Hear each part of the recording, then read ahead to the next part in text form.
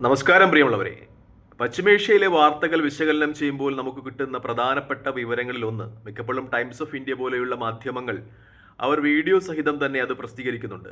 ഇസ്രായേലിന്റെ വ്യോമ പ്രതിരോധ സംവിധാനങ്ങളെ നിഷ്ഫലമാക്കിക്കൊണ്ട് ഹൂതികളുടെ മിസൈൽ വീണ്ടും ഇസ്രായേൽ പതിച്ചു എന്ന വാർത്തകൾ മാധ്യമങ്ങൾ നിലനിൽക്കുകയാണ്. ടൈംസ് ഓഫ് ഇന്ത്യ അത് വീഡിയോ സഹിതം പ്രസിദ്ധീകരിക്കുന്നുണ്ട്, ചിലയിടങ്ങളിൽ തീപിടരുന്നതുമായി ബന്ധപ്പെട്ട്. പക്ഷേ ഇസ്രായേലിന്റെ ഭാഗത്ത് നിന്ന് അതിന് നിഷേധമുണ്ടാകുകയാണ്. ഇസ്രായേൽ പറയുന്നത് തങ്ങളുടെ വ്യോമ പ്രതിരോധ സംവിധാനങ്ങൾ ഹൂതികളുടെ സുൽഫീക്കർ മിസൈലുകളെ നിഷ്ക്രിയമാക്കിയെന്നാണ്. ഹൂതികൾ അവകാശപ്പെടുന്നത് തങ്ങളുടെ ലക്ഷ്യം സാക്ഷാത്കരിച്ചു എന്നാണ്. എന്തായാലും ഇതുമായി ബന്ധപ്പെട്ട് ഇരു വിഭാഗങ്ങളും തങ്ങളുടെ അഭിപ്രായങ്ങൾ ഉറച്ചു നിൽക്കുന്നു, അവകാശവാദങ്ങൾ ഉന്നയിക്കുന്നു എന്നതാണ് ഏറ്റവും പ്രധാനപ്പെട്ട വാർത്തകളിൽ ഒന്ന്. മറ്റൊന്ന്, സ്പെയിനിലെ മാൻഡ്രിഡിൽ 20 രാജ്യങ്ങളുടെ യോഗം ചേർന്നു എന്നാണ്. 20 അറബ്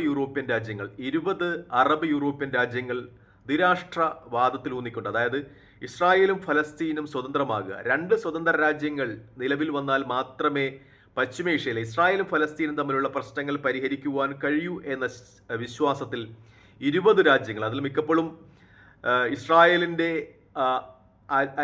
ഇസ്രായേലിനെ അനുകൂലിക്കുന്ന രാജ്യങ്ങൾ കൂടി ഉണ്ടായിരുന്നു എന്ന വാർത്ത മാധ്യമങ്ങൾ പുറത്തുവിടുകയാണ്. ഫ്രാൻസ്, ബ്രിട്ടൻ, ജർമ്മനി, ഇറ്റലി മുതലായ യൂറോപ്യൻ രാജ്യങ്ങളും തുർക്കി, മൊറോക്കോ, ജോർദാൻ, സൗദി അറേബ്യ തുടങ്ങിയ അറബ് ഇസ്ലാമിക രാജ്യങ്ങളും അതുപോലെ ഇസ്ലാമിക് ഓർഗനൈസേഷൻ രാജ്യങ്ങളും ഒക്കെ, അറബ് ലീഗിന്റെ പ്രതിനിധികളുമൊക്കെ ഈ യോഗത്തിൽ പങ്കെടുത്തു എന്ന വാർത്ത വളരെ പ്രാധാന്യമായി തന്നെ അന്തർദേശീയ മാധ്യമങ്ങളൊക്കെ റിപ്പോർട്ട് ചെയ്യുകയാണ്. അതായത് ഫലസ്തീൻ എന്ന ഒരു സ്വതന്ത്ര രാഷ്ട്രത്തിന്റെ ചുവടുവെപ്പുകൾക്കൊപ്പം യൂറോപ്യൻ രാജ്യങ്ങളും അനുകൂലമായി പ്രവർത്തിക്കുന്നു എന്ന വാർത്ത തന്നെയാണ് അന്താരാഷ്ട്ര മാധ്യമങ്ങളിലൊക്കെ നിറഞ്ഞു നിൽക്കുന്നത്.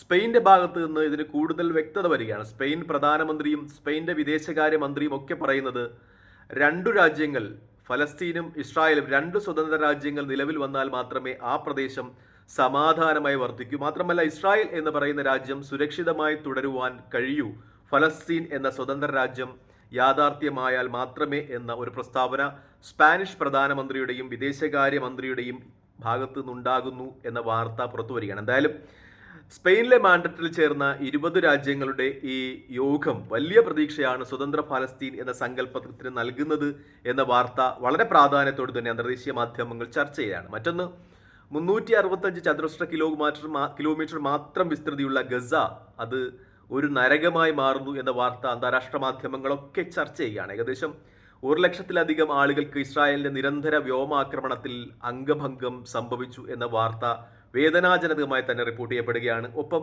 63,000-ൽ പരം ആളുകൾ മരണപ്പെട്ടു, യുദ്ധത്തിൽ ഇസ്രായേലിന്റെ ഈ വംശഹത്യയിൽ മരണപ്പെട്ടു എന്ന വാർത്ത കൂടി അന്തർദേശീയ മാധ്യമങ്ങൾ റിപ്പോർട്ട് ചെയ്യുന്ന നിമിഷം കൂടിയാണ്. മറ്റൊന്ന്, ഇറാന്റെ അവരുടെ ആയുധ ശേഖരം വർദ്ധിക്കുന്നു, ആയുധ ശേഖരം കൂട്ടുന്നു എന്ന വാർത്തകളും വളരെ പ്രാധാന്യത്തോടു കൂടി തന്നെ അന്തർദേശീയ മാധ്യമങ്ങൾ ചർച്ച ചെയ്യുകയാണ്. Su-57, സുക്കോയ് 57 മുതലായ യുദ്ധവിമാനങ്ങൾ റഷ്യ ഇറാന് നൽകുന്നതായുള്ള വാർത്തകൾ വലിയ പ്രാധാന്യത്തോടു കൂടി തന്നെ മാധ്യമങ്ങൾ പ്രസിദ്ധീകരിക്കുകയാണ്. Su-35 എന്ന റഷ്യയുടെ അത്യന്താധുനിക ഫൈറ്റർ വിമാനം നേരത്തെ ഇറാൻ സ്വന്തമാക്കിയിരുന്നു. ഇപ്പോൾ കൂടുതൽ സാങ്കേതിക തികവുള്ള Su-57 യുദ്ധവിമാനങ്ങൾ കൂടി റഷ്യ ഇറാന് നൽകുന്നു, ഇറാന്റെ ആയുധ ശേഖരത്തിലെത്തുന്നു എന്ന വലിയ വാർത്ത തന്നെയാണ് അന്തർദേശീയ മാധ്യമങ്ങൾ റിപ്പോർട്ട് ചെയ്യുന്നത്. പ്രത്യേകിച്ചും റഡാറിന്റെ കണ്ണിൽപ്പെടാതെ ലക്ഷ്യസ്ഥാനം പൂർത്തീകരിക്കുവാൻ കഴിയുന്ന തരത്തിലുള്ള വിമാനങ്ങളാണ് ഇതെന്ന് വിലയിരുത്തലുണ്ടാകുന്നു.